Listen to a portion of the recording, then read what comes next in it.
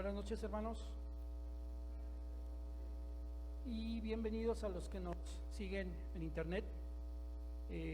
Bienvenidos, ¿verdad?, a los que están aquí. Como es miércoles de estudio, hoy miércoles de estudio, pues vamos a estudiar la palabra de Dios, ¿verdad? Como preámbulo, voy a quitar esa frase, pero lo voy a decir de todas maneras. Ya sabrán que yo estoy en la alabanza. ¿De qué se imaginan que voy a predicar? 4 predicaciones que 4 veces que he predicado aquí. Hoy es la cuarta y las 4 he dicho lo mismo. ¿De qué se imagina que voy a predicar hoy? Amén, hermana. Dios le dio revelación, hermana, pero bueno. Amén. Sí, revelación aquí. Esa revelación es poderosa. Bueno, sí. Vamos en enseñanzas anteriores sobre la alabanza. Vimos que la alabanza en realidad no tiene que ver nada con la música. Cantamos por agradecimiento. La alabanza principal es cómo le entregamos a Jesús, a Dios, y nos dejamos ser dirigidos por el Espíritu Santo. Cuánto hacemos caso a su palabra. Esa es la verdadera alabanza, ¿verdad? La alabanza de nuestra vida. Pero la Biblia nos enseña que le debemos cantar con instrumentos musicales y que además hay ciertas palabras en hebreo que son muy gráficas, muy descriptivas. Hoy, mire, hay momentos en nuestra vida que nosotros, que estamos aquí enfrente, nosotros principalmente los domingos en la mañana, yo le doy gracias a Dios por la congregación del miércoles, la verdad. Y allá en su casa que está alabando, que está levantando sus manos y que está aplaudiendo, porque eso no es para el hombre. Eso se lo dio Dios a usted y usted se lo está entregando al Señor, tal cual. Y eso significa mucho, ¿sabe por qué? Porque la alabanza tiene que ver mucho con la relación que nosotros tenemos con Jesús. Si nosotros no tenemos una relación sana con Jesús y con Dios, de nuestro corazón no puede salir nada. Jesús lo enseñó. La abundancia del corazón habla la boca. Hermano, ¿y yo por qué tengo que alabar si a mí ni me gusta cantar? Desde ahí entonces está mal, porque no le va usted a cantar a los hombres. Muchas veces, y les digo esto como una parte de mi experiencia, cuando yo nací en Cristo, yo nací en una iglesia bautista, en donde solo se ocupaba un teclado y todo lo demás, todos los demás instrumentos prácticamente son satanizados. Yo digo que ahí no hay una enseñanza verdadera, yo no sabía. Cuando uno empieza a estudiar la Biblia, uno se da cuenta que la Biblia nos enseña que la alabanza debe ser jubilosa, que la alabanza debe ser ruidosa, todo en un orden, porque Dios es un Dios de orden. Pero debemos, dice, casi desbordarnos en una alegría jubilosa para alabar y glorificar el nombre de Dios. ¿Qué ha hecho Cristo en su vida? Analícelo. Yo siempre les hago esta reflexión. ¿Qué ha hecho Cristo por ti? ¿Qué dice Juan 3:16? ¿Ustedes lo creen? ¿Se acuerdan qué dice Juan 3:16? Si no se lo sabe, le pido que busque en su Biblia qué dice Juan 3:16 y se lo aprenda de memoria. Es parte de la columna vertebral del cristiano. Y dice, amén. ¿Ok? No se pierda. Así es, lo voy a repetir yo porque la hermana Berito lo dijo muy bien. Juan 3:16 dice de la manera siguiente: porque de tal manera amó Dios al mundo que ha dado su Hijo unigénito para que todo aquel que en él cree no se pierda, mas tenga vida eterna. ¿De qué manera dio Dios a su Hijo? Esa de tal manera amó Dios al mundo, ¿qué es? El derramamiento, el sacrificio perfecto en la cruz por sus pecados, mis pecados, los de la humanidad. Pero ojo, hay una condición. Dice la segunda parte del versículo, para que todo aquel que en él cree, o sea, para que todo aquel que ha puesto su fe en ese acto de derramamiento de sangre, entonces sea efectiva la salvación. No es para todos. Dice Juan 1:12, porque a los que le recibieron, y allí entra algo legal y me encanta, porque tendríamos que ver abogados para ver qué significa lo que sí le voy a decir al siguiente. Juan 1:12 dice, porque a todos los que le recibieron les dio potestad de ser hechos hijos de Dios. Potestad, ahí entra una ley, algo judicial. ¿Qué determina que yo puedo decir que estos dos son mis hijos? Pues que los vine a hacer de la mamá. No. Determina un documento o legal y oficial en el que yo fui a sacar sus actas de nacimiento y eso me da la patria potestad a mí de decir, soy el papá de Gerson, soy el papá de Mariela. ¿Cuál es la patria potestad que Dios nos da? ¿Cómo puede usted decir que es hijo de Dios? ¿Dónde está el acta de nacimiento? Pero dice Jesús, mas a todos los que le recibieron, a los que creen en su nombre, les dio potestad de ser hechos hijos de Dios. Eso combínelo con Juan 3:16. Y entonces, usted va a tener una libertad hermosa para alabar a Cristo, para levantar sus manos y decirle, gracias, Señor. Vida, y no nada más en la vida, porque allí se cumple otra promesa que está en Hechos. Que si crees en el Señor Jesucristo, dice, serás salvo tú y tu casa, pero no porque lo recibiste tú, sino porque tú vas a ir a contar a tu casa las maravillas que Dios ha hecho en tu vida. Cuando yo vine a Cristo, vine muy joven, tenía yo 24 años. Y cuando yo me enteré de esto, yo soy el mayor somos 6 de total, soy el mayor de 6. Y cuando yo me enteré de esto, lo primero que hice fue avisarles a mis hermanos de lo que me había enterado. Y me quedé sin hermanos. Literalmente se lo digo, éramos una familia mexicana popular, una familia tradicional mexicana, popular, en la que la mamá no tenía pelos en la lengua para hablarle a los hijos, en donde ya les había enseñado cómo usar un condón a los 12 años, mi mamá. Donde no había ningún problema para hablar de cosas tabúes en la casa. Mis hijos conocieron a mi madre. Saben cómo también se conducía con ellos, muy respetuosa, pero cuando me hablaba a mí, se daban cuenta cómo me hablaba a mí. Bueno, gloria a Dios por mi madre, de verdad. Entonces, éramos una familia tradicional, le decía yo, y me quedé sin hermanos. La primera Navidad, yo en Navidades anteriores, antes de conocer a Cristo, yo les regalaba a mis hermanos lo que les gustaba del mundo. Si le gustaba una botella de tequila, pues le regalaba yo una botella de tequila bueno. O a uno que le gustaban los habanos, le conseguía yo unos habanos buenos. O que a mis hermanas que una ropita, o que el relojito de moda, que en aquel entonces estaban de moda unos relojitos, que les regalaba que el relojito y esto. La Navidad en la que yo me convierto en cristiano, más bien en el que el Señor me atrapa, yo a todos les regalo sus Biblias. Y compré unas cajas de madera muy bonitas en las que metí las Biblias. Y se veía el árbol muy bonito allí, con todos los regalos y las cajas de las Biblias que yo había comprado para cada uno de mis hermanos. Y entonces estaban bien entusiasmados porque querían saber qué era. Y yo les había comprado Biblias de estudio, no eran Biblias baratas, me quedé sin aguinaldo. Entonces, agarré y cuando empezábamos ya en los regalos, que abren el regalo, y mi hermano, el que yo quería o estaba más interesado en que entendiera la palabra de Dios, porque ese hermanito mío, yo cualquier día nos hablaban de que lo mataron en la esquina, de que lo acuchillaron en una cantina, o de que cualquier cosa le habría pasado. Era muy peleonero. Entonces, abre la caja y se decepciona y veo su cara de frente, cómo se decepciona cuando ve la Biblia. Y agarró y le hizo así. Así le hizo a la Biblia.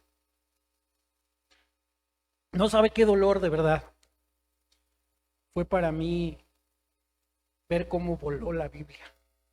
Porque para mí fue el libro en el que encontré a Jesús. Y luego él me atrapó a mí.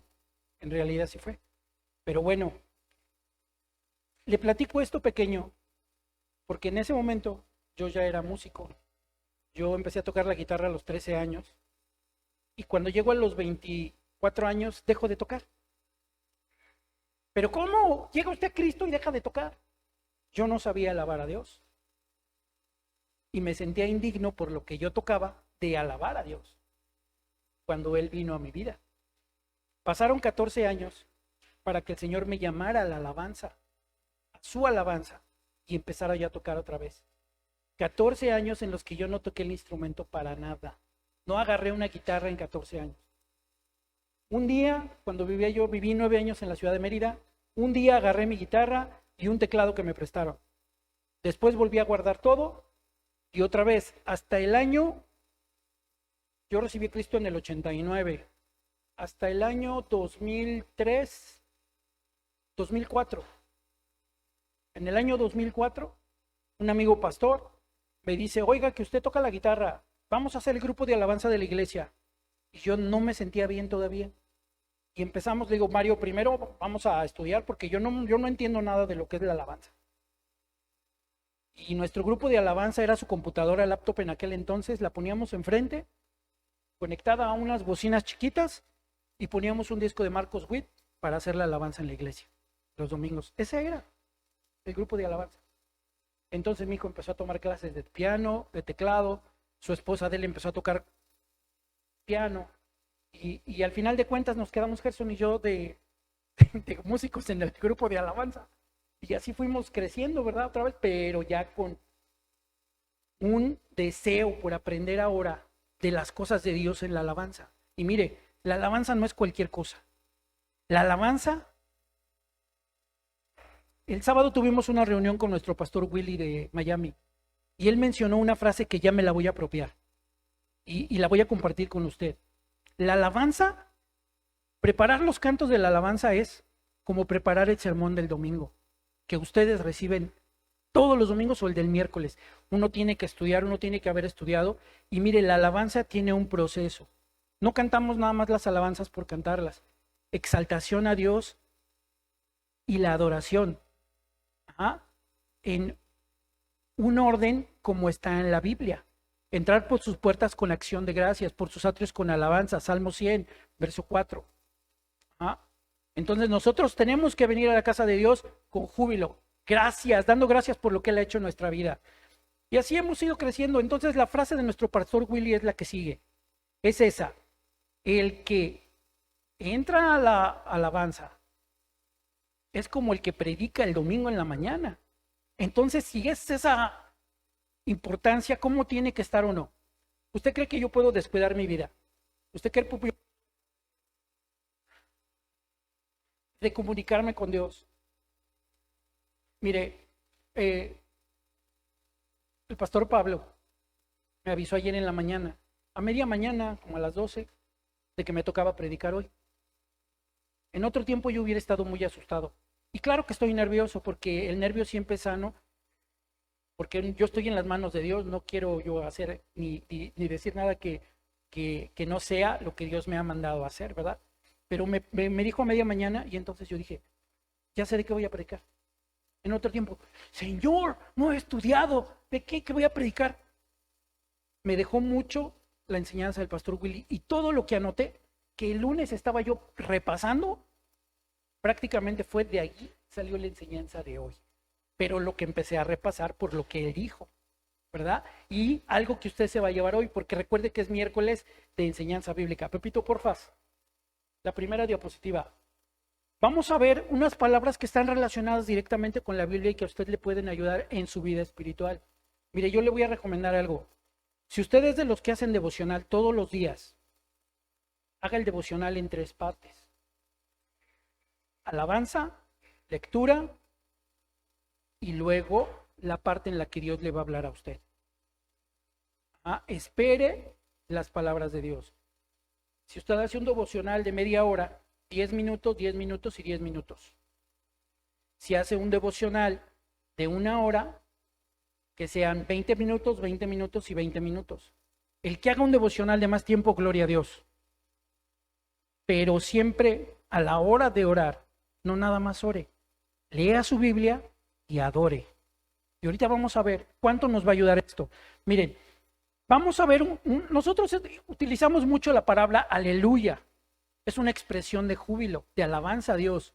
Y vamos a ver hoy que esa palabra viene de, todas las palabras que vamos a ver hoy en hebreo vienen a relacionarse con la alabanza. Pero, fíjese, la alabanza hebrea que nosotros podemos aplicar a nuestra vida por ser cristianos es que la raíz de la palabra hebrea tiene una descripción gráfica, o sea, una acción con nuestro cuerpo, con nuestras manos, con nuestra mente, con nuestro corazón principalmente. Entonces, vamos a ver la primera palabra que es halal. Y mire, esta palabra es la principal raíz hebrea para la palabra alabanza. Y esta palabra la hemos traducido en aleluya, es la que usamos nosotros para expresarnos. Cuando tenemos un gozo de algo, aleluya, Señor, gloria a Dios. Normalmente venimos con un aleluya, gloria a Dios, por algo que estamos reconociendo de nuestro Dios en nuestra vida. Dice, tiene una raíz que es halalsu. Halal, la palabra halal, ya vimos que es una palabra que significa alabanza, y su, que es específicamente una palabra para glorificar, celebrar, cantar. Y mire, me encanta esa palabra, alardear.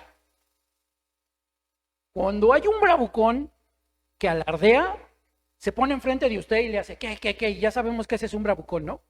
Está alardeando que es un bravucón. Pero nosotros como hijos de Dios también podemos alardear. ¿Qué vamos a alardear? Señor, gloria a tu nombre por lo que has hecho en mi vida, en la vida de mi familia. ¡Aleluya! O podemos decir halal, se vale. Va a ser lo mismo, halal su, ¿verdad? Entonces, la H se pronuncia como J, halal su. Entonces, esa es la palabra. Mire, algunos versículos de referencia en donde aparece la palabra halal son en Jueces, en Segunda de Samuel, en Segunda de Crónicas, en Esdras, Nehemías, Salmos en el Salmos 18, 63, 150, en Isaías 62 y en Jeremías 20 y en Joel 2, 23. No vamos a verlos todos, pero vamos a tomar una escritura de estos para ver la relación. Mire, Esdras 3:10. Son libros muy raros. Esdras es un libro que normalmente, pues como que en las predicaciones, no, pues a ver, pues Esdras, vamos a ver Esdras. ¿Qué nos dice Esdras acerca de Jesús? ¿Qué está relacionado con Dios Esdras? Mire, déjeme platicarle nomás poquito. El libro de Esdras está escrito después de la deportación, cuando los israelitas salieron de Babilonia y regresaron otra vez a Jerusalén. Nabucodonosor destruyó el templo, se llevó los utensilios. Ciro les permite regresar a los israelitas y les permite, por lo que hizo en Nabucodonosor Dios, les permite reconstruir el templo de Salomón. Les regresa todo. Los utensilios del templo que tomó Nabucodonosor estaban en su templo para adorar a sus dioses, pero Ciro, hijo de Nabucodonosor, toma todo y se lo regresa a los israelitas para que ellos regresen. Y esta porción de Esdras 3 es cuando ellos están construyendo los cimientos del del templo. Y dice, y cuando los albañiles del templo de Jehová echaron los cimientos, pusieron a los sacerdotes vestidos de sus ropas y con trompetas, y a los levitas hijos de Asaf, con címbalos, para que alabasen. Ahí está halal. Esa palabra alabasen es la palabra halal. Y harán para que le dieran júbilo, gloria a Dios, de que estaba permitiendo construir la casa otra vez, el templo. Recordemos que en esos días, para ellos era muy importante que Dios tuviera una casa para que ellos le alabaran. Recordemos que el Señor le reveló a David que él no quería un templo hecho por manos humanas, que lo que Dios quería de David era su corazón, pero para ellos en la religiosidad sí era importante. Entonces ellos estaban muy jubilosos, principalmente porque iban a regresar las cosas que se habían llevado. Y luego dice en Esdras 3:11, Jehová, según la ordenanza de David, el rey de Israel.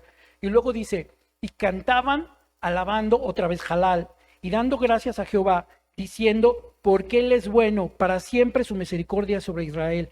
Y todo el pueblo aclamaba con gran júbilo, alabando otra vez la palabra halal a Jehová, porque se echaban los cimientos de la casa de Jehová. Y mire, cheque esto.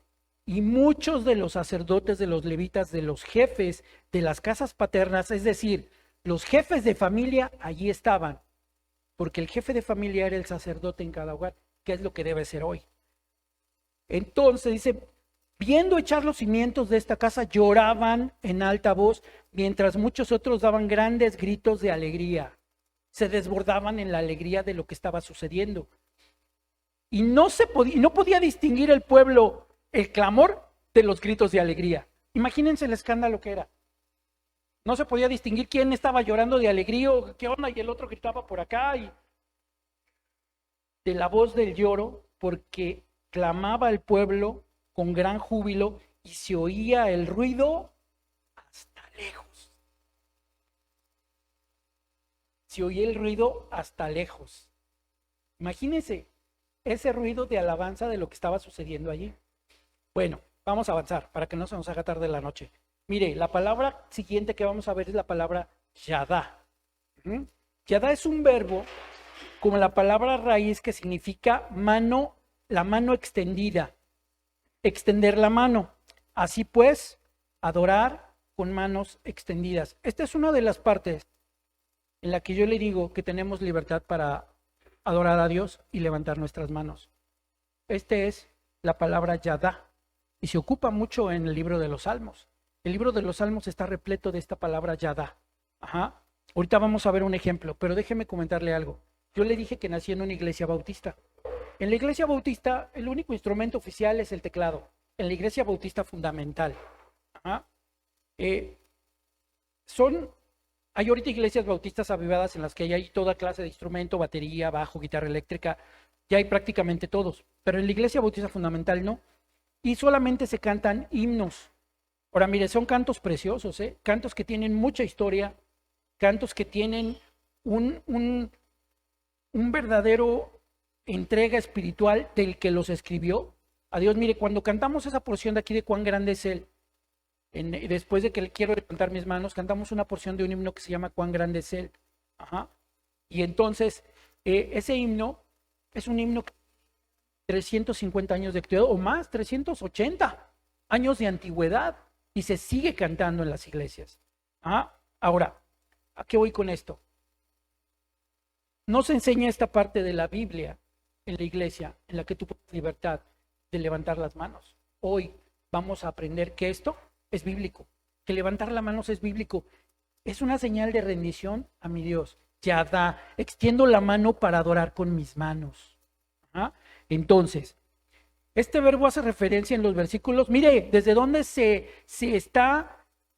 desde dónde hay un registro que esta palabra ya se utilizaba para esto, adorar con las manos levantadas. Génesis 29:35, Génesis 49:8, el libro de Segundo de Crónicas 7 del 3 al 6 y el libro de los Salmos 67:3, el 108:3, Isaías 12 del 1 al 4, Jeremías 33:11. Pero le voy a invitar a que vea la escritura en el Salmo 67:3. Y luego dice ahí, Salmo 67:3, te alaben, Yadá, con las manos levantadas, todos los pueblos, oh Dios. Las manos levantadas. Y luego fíjese lo que dice, todos los pueblos te alaben. Por ahí hay alguna alabanza que dice, todos los pueblos te alaben y digan que tú eres poderoso. Pues esa palabra Yadá que aparezca aquí es Yadá, adorar con mis manos levantadas. Entonces tenemos libertad para adorarle, libertad para exaltarle, libertad para levantar nuestras manos. Mire, otra palabra que viene también en la alabanza es la palabra Todá. Viene de la misma raíz de Yadá, que es levantar las manos, pero mire, esta significa que es extender la mano en adoración, reconocimiento o aceptación. Y en su aplicación resulta evidente en los salmos y en otros lugares que se utiliza para dar gracias a Dios por aquellas cosas aún no recibidas y por las que ya se tienen. Por ejemplo, voy a poner un ejemplo que no lo traigo aquí, pero Dios me lo está entregando en este momento porque ese es un ejemplo. Cuando nosotros leemos en Mateo 6, que es la oración del Padre Nuestro, nosotros leemos que dice, el pan nuestro de cada día, dánoslo hoy. Nosotros podemos dar gracias por eso, porque el pan de cada día no nos lo ha dado mañana, pero yo puedo darle gracias a Dios en ese sentido por lo que no me ha dado, pero sé que mañana me va a dar. Esa es una certeza. Estoy aplicando la fe que Dios me ha dado a mí. O por las cosas que ya me dio. Señor, gracias por el pan que nos diste hoy. Gracias por el vestido. Gracias por lo que hemos recibido, ¿verdad? Hoy, por la ropa, por los bienes, por el cuidado de mis hijos que regresaron con bien a casa, por el esposo que regresó a casa, porque la esposa regresó con bien a casa, porque los hijos están con salud. Y mire, dice Pablo, recibiremos bienes y no males. ¿Por qué no también en este sentido aplicar esa palabra en ese sentido? ¿Verdad? Aparte de los bienes que Dios nos ha dado, también en los males. Levantar las manos y decirle al Señor, gracias. Porque hay tribulación. Mire, la tribulación nos acerca a Dios. La tribulación Dios la ocupa en nuestra vida para acercarnos a Él. Y en ese momento, imagínese estar alabando a Dios en tribulación. Yo conocí a un anciano. Ese hermano se cambió el nombre porque era de Valle de Santiago y se vino a León huyendo porque los hermanos de la mujer que se había robado lo querían matar. O sea, se la robó a la mujer, tenían 16 y se la robó. Ajá, primero antes de, cuando la saca de su casa, se va a la iglesia y el sacerdote los casa y en esa se vienen para acá en autobús y se quedan a dormir en la terminal de autobuses. Esa fue su noche de bodas. Quedándose en la noche de bodas en la terminal de autobuses. Bueno, ¿por qué le platico esto? Este anciano que yo conocí le dio cáncer de colon. Y ese hermano, uno decía, hay que ir a visitar al hermano, porque yo me imagino que debe estar deprimido, hay que ir a darle palabra. Es un hermano que era una bendición de verdad. ¿Sabe cómo le decían a ese hermano? Él vivía por ahí, por la terminal de autobuses, le decían el predicador. Ese hasta los perros les hablaba de Cristo. De veras, en serio, no les miento. Estaba con un perro platicando y le estaba diciendo, Señor, y tú sal. Bueno, en ese momento él estaba en su casa y su casa era como las casas tradicionales que tienen un zaguán grande. Al final la cocina, los cuartos de las recámaras a los lados, clásica casa de que fueron construyendo, ¿verdad? El primer cuarto al frente y los demás así para atrás, y cuando ya estuvo medio terminada la casa o terminada, la cocina está atrás. Afuera de la cocina un holcito, un patiecito y una cama que él dijo que le pusieran la cama allí afuera. El hermano se llamaba Rosendo y entonces llegamos ese día y lo primero que me dice su esposa cuando me ve entrar, hermano, por favor, dígale a este necio que se meta a la recámara. Su esposa ya grande también. Necio que se meta a la recámara y estaba acostado en la cama. Le digo, hermano, ¿qué hace aquí? ¿Que no tiene frío? No, hermano, yo quiero estar aquí para cuando mi Señor venga por mí. ¡Ah! ¿Sabe qué sentí? La convicción de ese hombre en su tribulación de las quimioterapias, del cáncer, que le habían quitado 6 metros de intestino, vaya usted a saber cuántos, pero eran muchos. Y allí estar diciendo, no, yo aquí quiero estar porque quiero ver cuando mi Señor venga. Yo no quiero techos, nada. Aquí quiero estar para verlo de frente. Tu nombre, gloria, Señor. De verdad. Y entonces, ¿qué pasaba? Uno veía esa convicción en ese hombre y decía, no, Señor, yo ya me fui ministrado de aquí. Yo quiero tener esa convicción. Yo quiero en esa tribulación tener esa convicción de que tú vas a venir por él. Y como está, el día de su muerte nos tocó estar con él. Y mi esposa empezó a orar por él y le dijo, hermano, suelte todo. Usted ya ahorita va a ver a su Señor, Señor. Va a estar viendo a su Señor. Y le empezaron a rodar las lágrimas. Pero no eran lágrimas de tristeza. ¿Sabe qué hizo? Levantó su mano, porque ya estaba como vegetal. Levantó su mano, levantó la...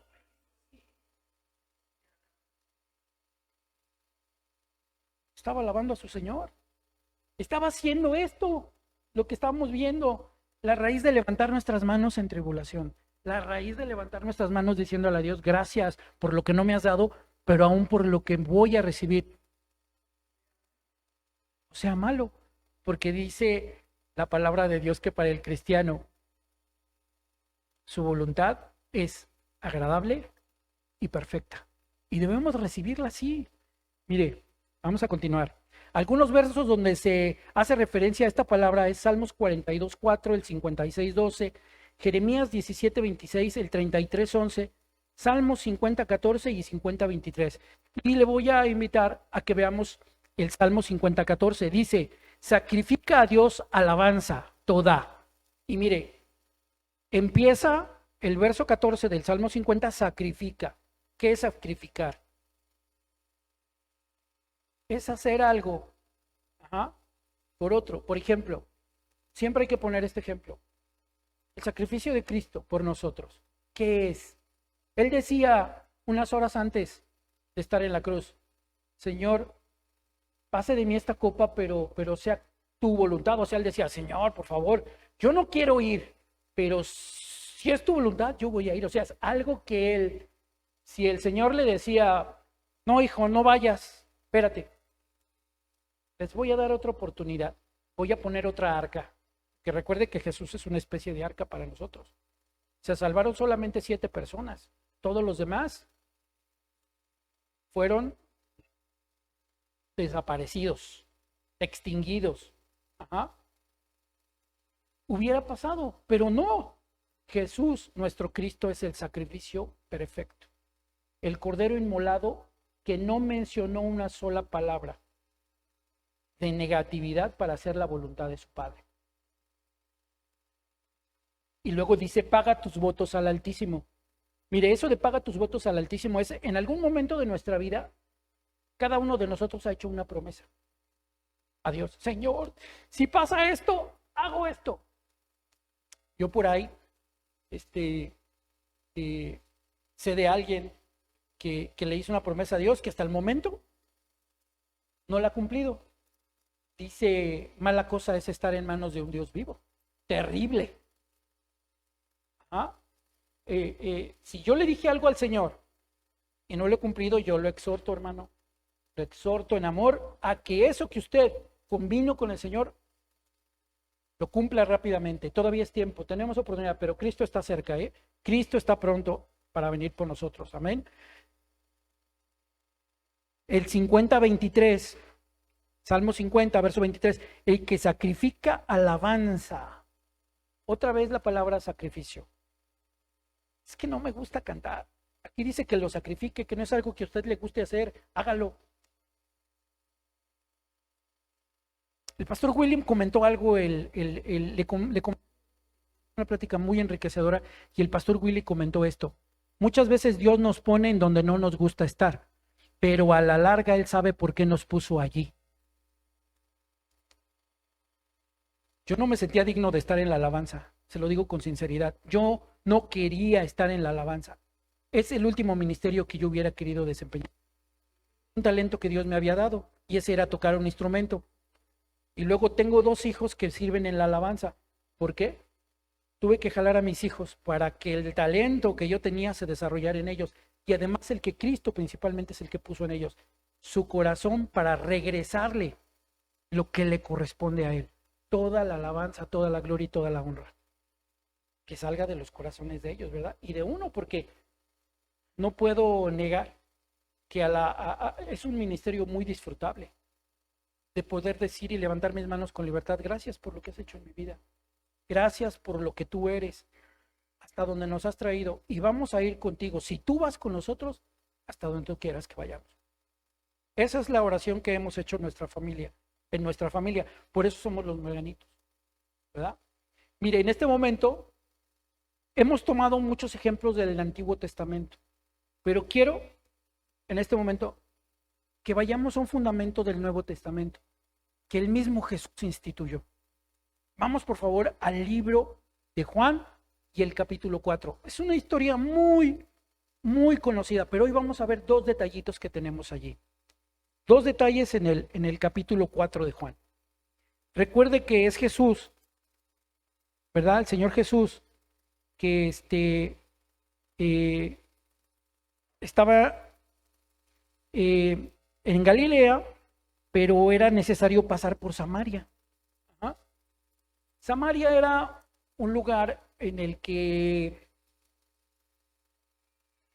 no era muy grato pasar.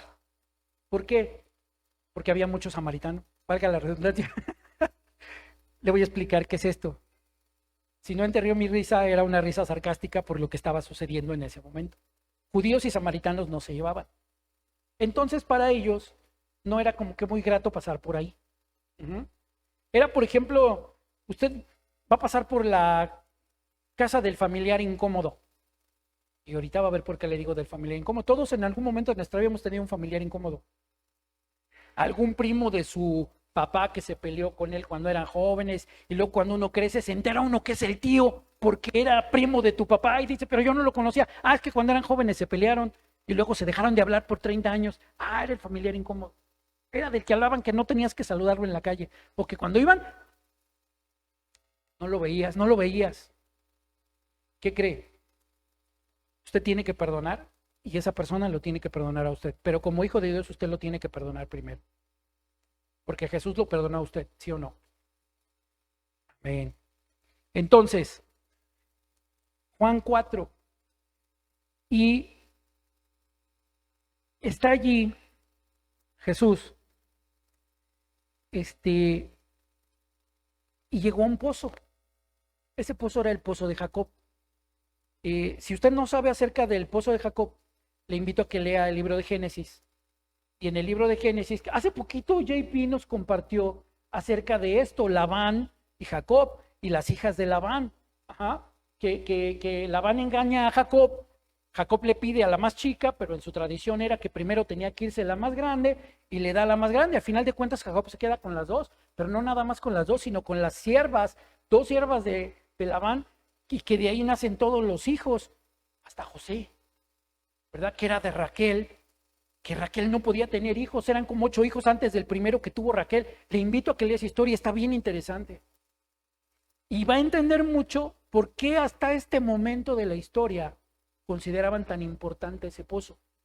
De allí, hermano, de allí. Checa los nombres de los hijos de Jacob. Se lo voy a dejar de tarea. Cheque los nombres de los hijos de Jacob. Es más, ni le voy a decir el capítulo de Génesis. Ah, caray, ya les dije el libro. Bueno, ya, está bien. Entonces,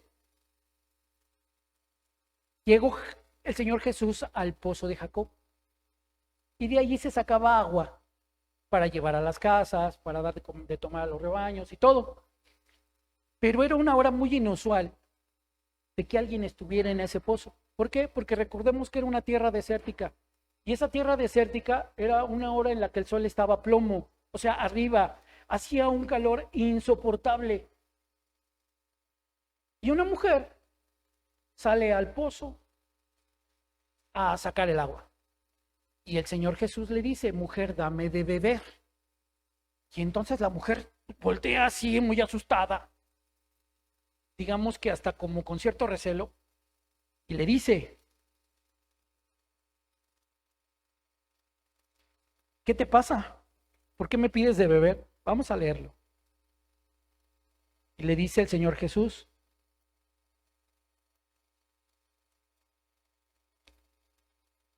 en el capítulo 4, en el verso 6, dice, y estaba allí el pozo de Jacob. Entonces Jesús, cansado del camino, se sentó así junto al pozo, y era como la hora sexta. Ya hacía calor. Entonces, dice, vino una mujer de Samaria a sacar agua, y Jesús le dijo, dame de beber.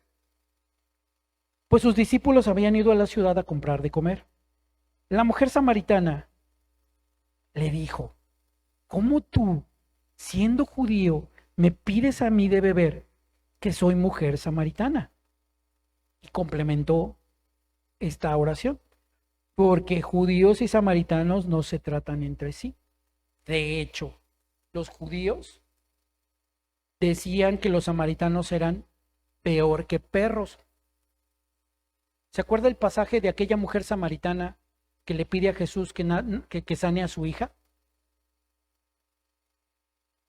Y le está ruegue y ruegue la mujer samaritana diciéndole al Señor, di la palabra, mi hija sanará.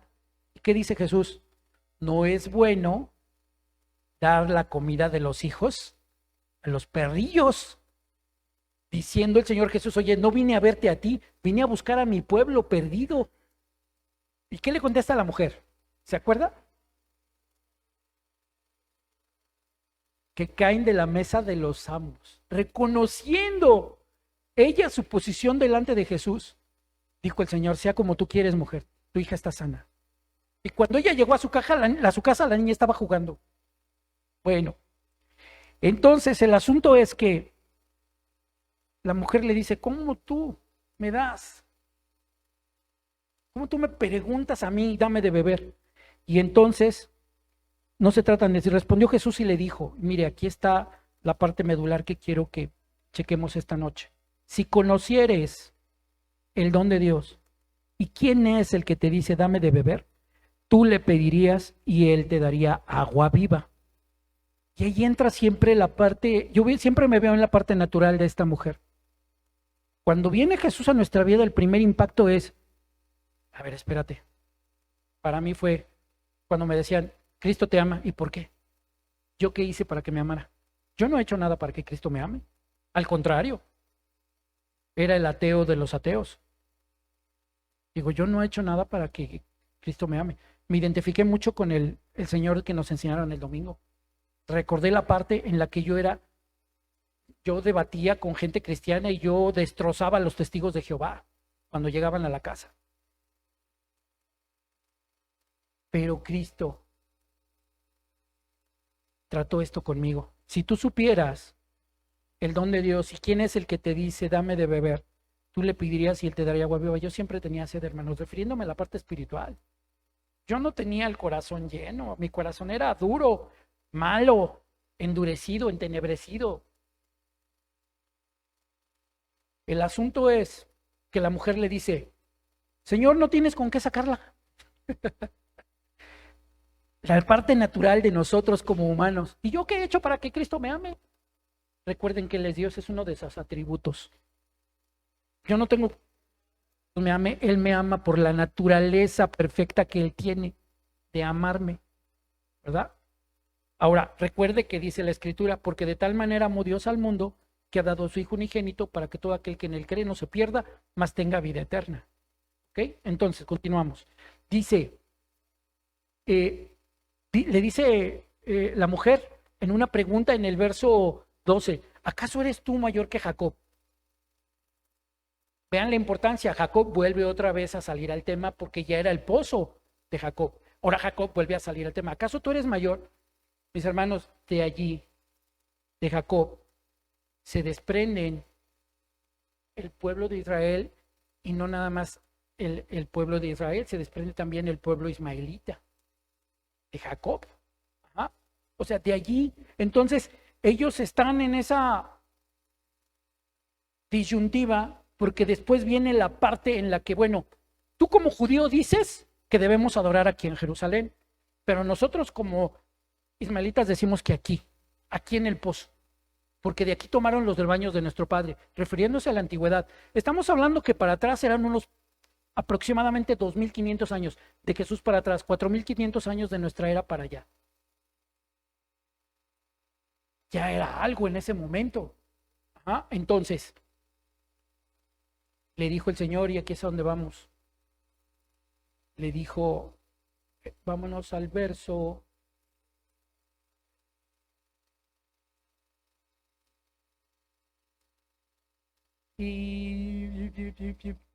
Perdón, Ok, el 22. No, vámonos hasta el 22. Ya les platiqué esta historia. La historia es que Jesús le dice a la mujer que ha tenido 5 maridos y el que tiene ahora no es su marido, que ella está viviendo en pecado. Y entonces ella se queda así. Ajá. Porque le dice, ve y llama a tu marido. No tengo marido. Ella contesta con verdad, no tengo marido, porque con el que ahora vivía no era su marido. Y Jesús le dice, has tenido 5, pero el que ahora tienes no es tu marido. ¿Estás viviendo en pecado con él? Entonces en el 22 dice el Señor, vosotros adoráis lo que no sabéis, nosotros adoramos lo que sabemos. Voy a hacer un paréntesis aquí.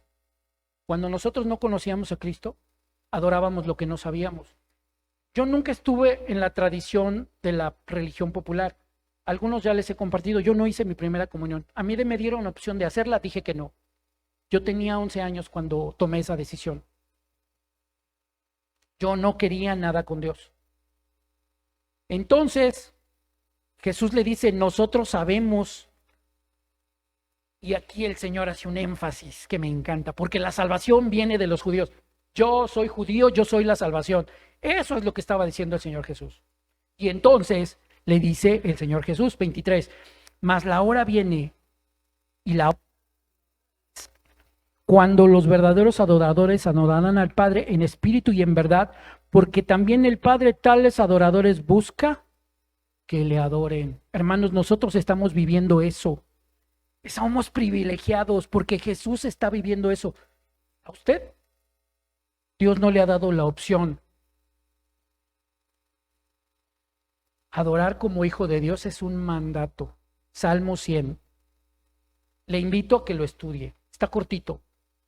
Usted no tiene opción de no alabar a Cristo. Ay, no me gusta cantar. Bueno, usted de alguna manera como hijo tiene que adorar a Dios. ¿Obediencia? ¿No le obedece? Haga una reflexión de si es hijo.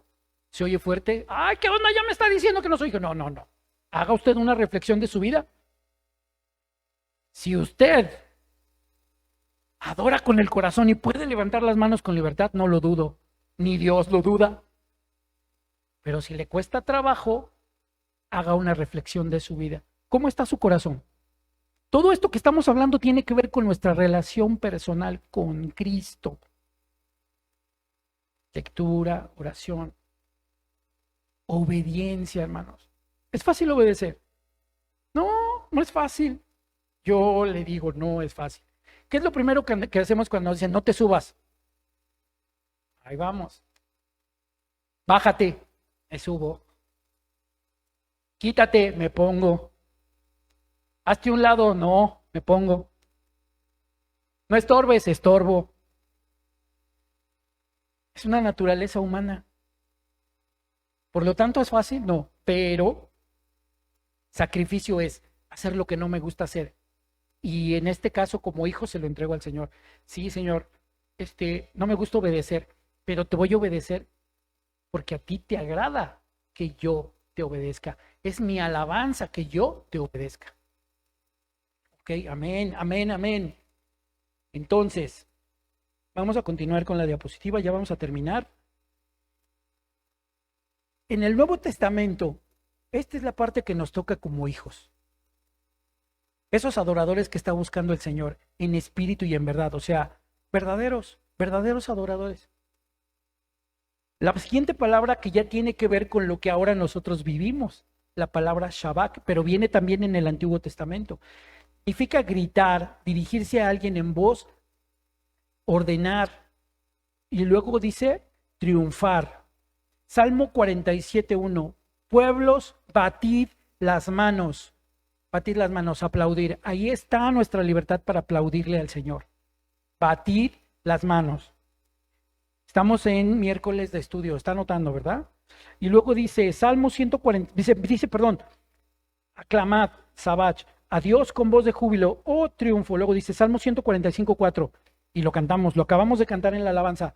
Generación a generación celebrará Sabach tus obras y anunciará tus poderosos hechos.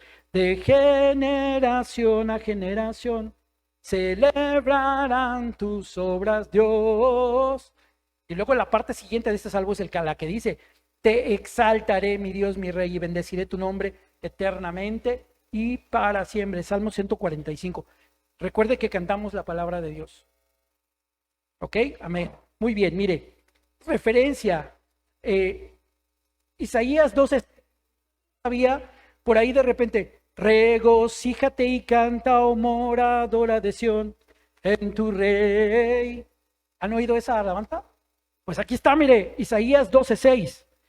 Y luego dice, otros versos en donde se hace referencia a esta alabanza es Salmo 63:3, Salmo 117:1, Salmo 145:4 y Eclesiastés 4:2.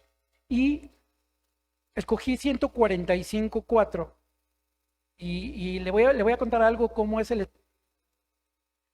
Yo este estudio lo empecé a hacer desde ayer. Cuando JP me dijo, yo lo empecé a armar, pero ya en realidad ya lo tenía porque es como le digo ya al pastor Willy con lo que habíamos hecho, yo estaba haciendo algunas anotaciones y empecé a hacer esto y luego, pues aquí está. Pero hoy cantamos esa alabanza. Pero esa alabanza no la escogí yo hoy.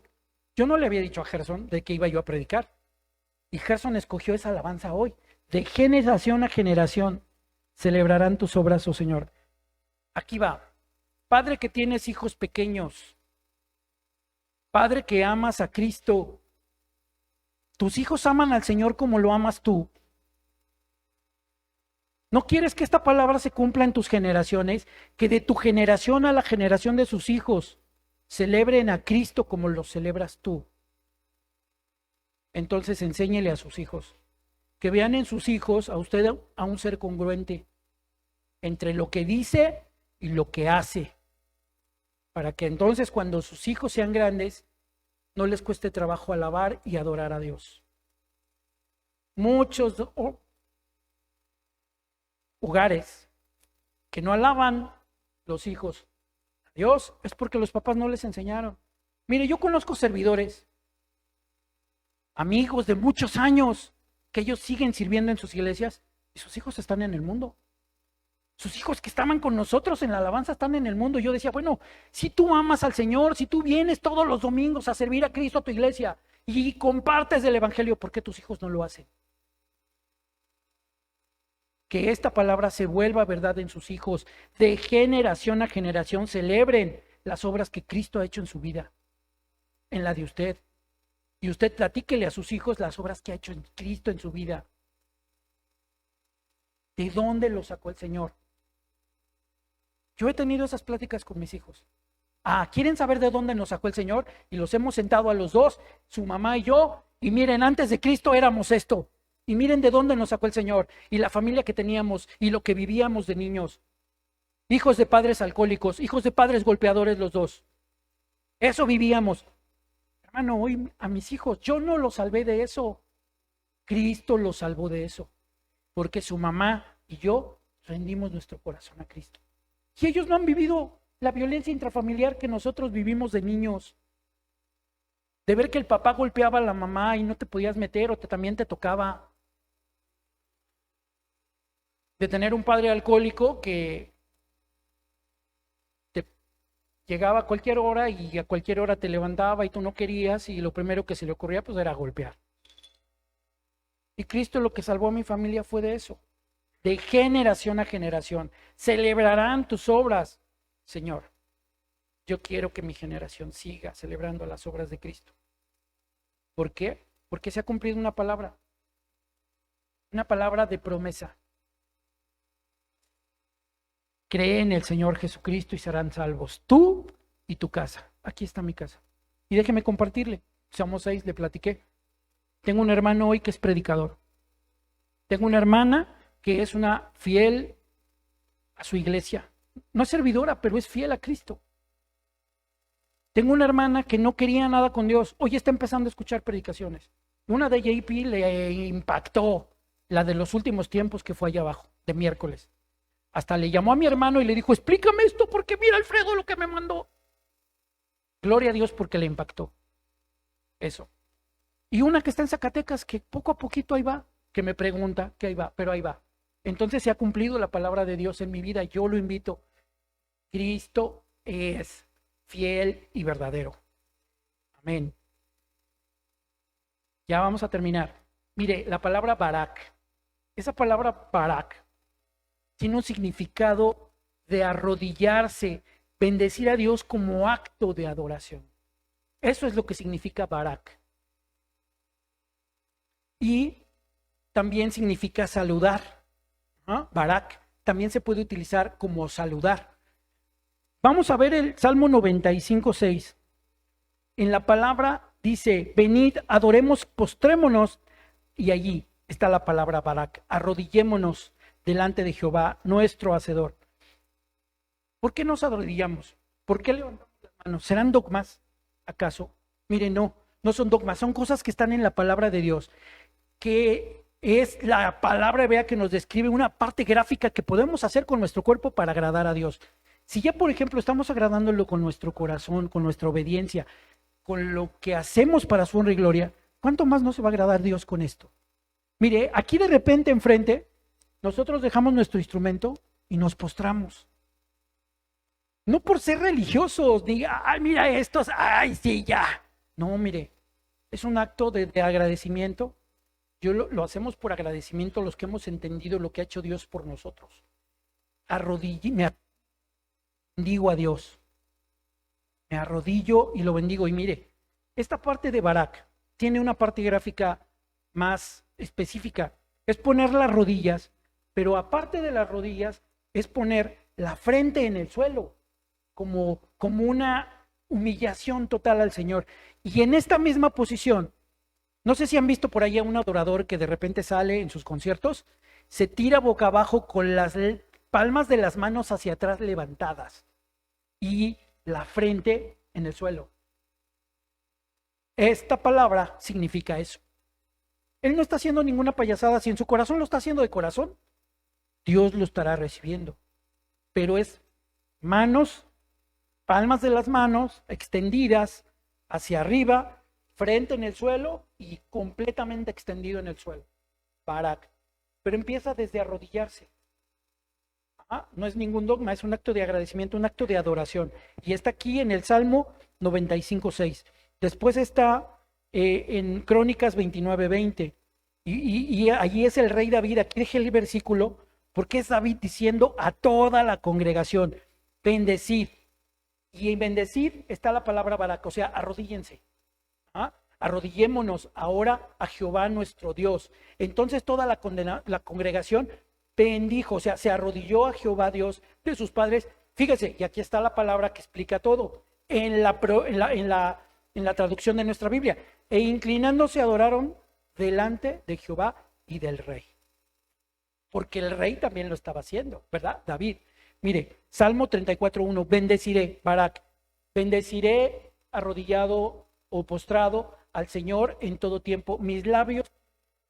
Otras referencias, Jueces 2, Salmo 72:15, el 96:2 y el 103:1 y 2.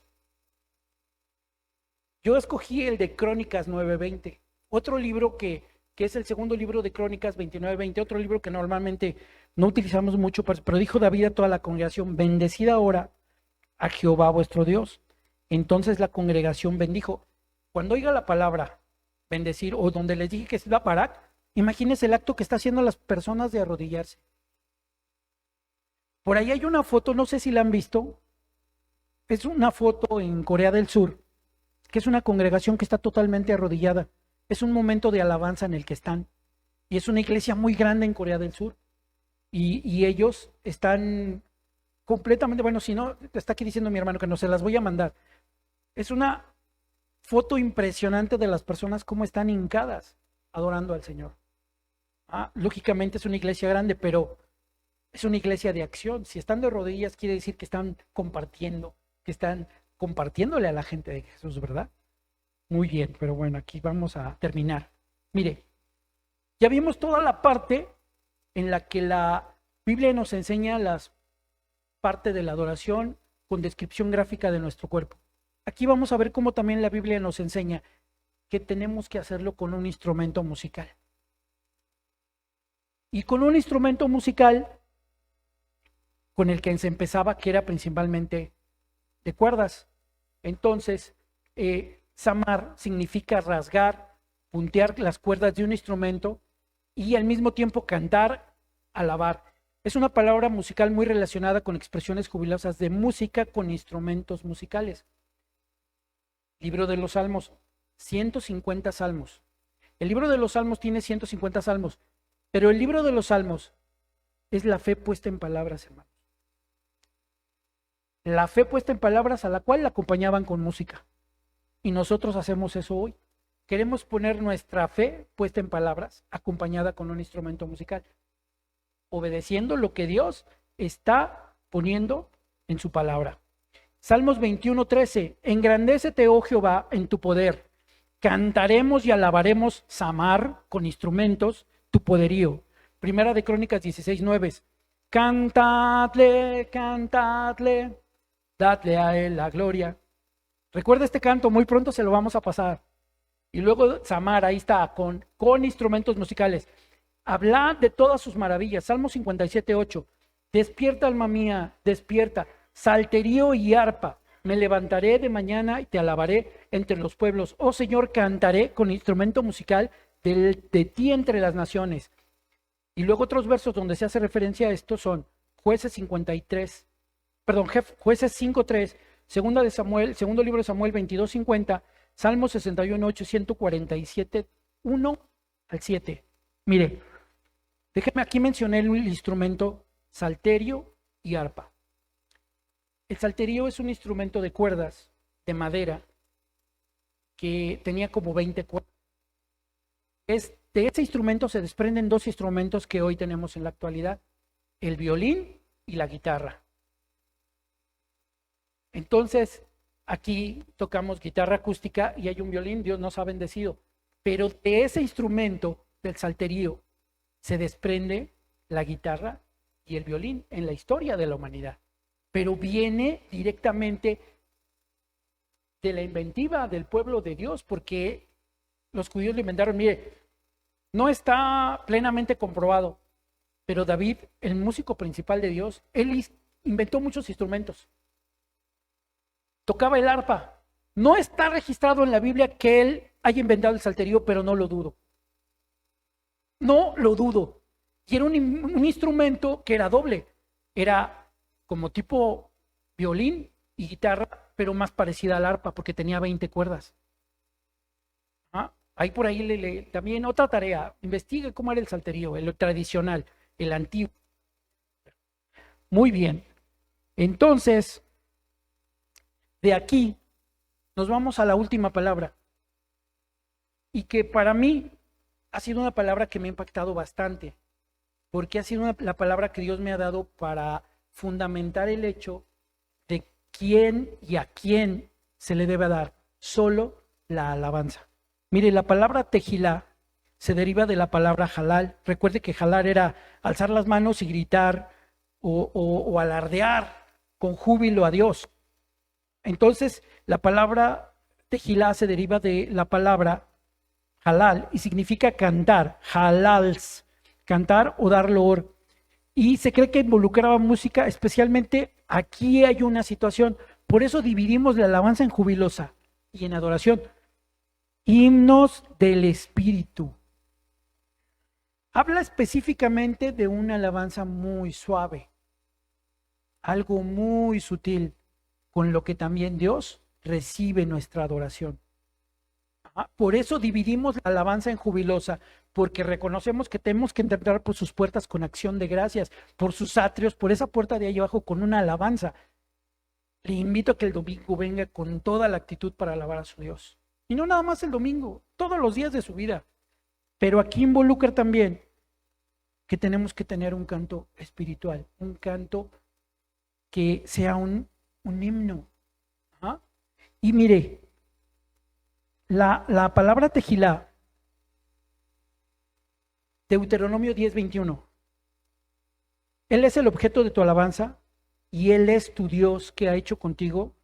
Y ahí es el paréntesis para usted. ¿Qué ha hecho Dios por usted? Ahí Moisés les estaba diciendo al pueblo, nos abrió el mar, nos dio el maná, nos liberó de las serpientes, de los escorpiones, nos puso la nube para que no nos diera calor, por la noche calor para que no nos diera frío. Nos sacó de Egipto, nos sacó de esclavitud, de pobredumbre, de espíritu. Grandes y terribles cosas que tus ojos han visto. ¿Qué ha hecho el Señor por usted? La palabra tejilá es para nosotros, Él es el objeto de tu alabanza. ¿Quién? Dios, solamente Dios. Les puedo mandar el estudio al grupo y vamos a dar gracias por la palabra. ¿Sí? Bendito Padre, gracias Señor por tu palabra esta noche. Yo te ruego que hayas tenido, Señor, palabra para alguien, Señor, esta noche y que nos hayas enseñado, Dios.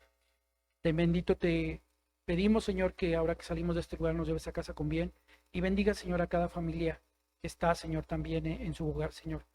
Oramos por los diezmos y las ofrendas, Señor, también que van a ser recogidas, Padre. Señor, te pedimos que si a alguien, Señor, le hace falta un trabajo, Señor, y que no tiene el gozo de hacer, Señor, esta acción, Señor, yo te ruego que tú lo bendigas, Señor, que pronto tú des un trabajo, Señor, a la familia para que puedan tener el gozo de venir y ofrendar y diezmar, Señor, que es parte de nuestra alabanza también, Señor, de regresarte ese 10, Señor, que nos has dado, porque vivimos de mejor con el 90. Señor, muchos tenemos comprendido esto, Señor, y yo les puedo testificar de esto a mis hermanos, Señor. Te adoramos, te bendecimos, Señor, te damos toda la honra y toda la gloria, Padre. Y en el nombre precioso de Jesús, amén y amén, Señor. Amén. Si alguien necesita un sobre.